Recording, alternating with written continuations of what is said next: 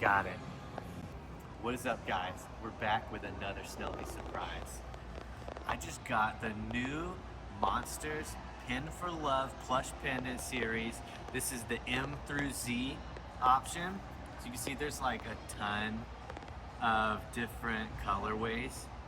Uh, they're all so sick that, let's just open it up and see what we got.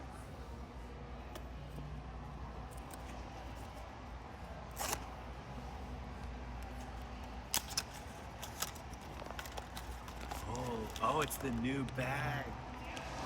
Okay, they got the new bags with the little drawstring, so. All right.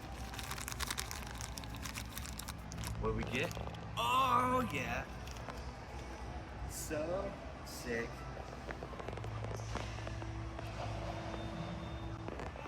We got In. It's like a nice pink, a very manageable size for like a phone or whatever. I wanted to show you a couple of the features that I thought were really cool with this edition. First, the bead up top has the outline, of course, the letter, and then the smile. The letter is embroidered on the butt. How cute is that, guys? Anyway, thanks for watching.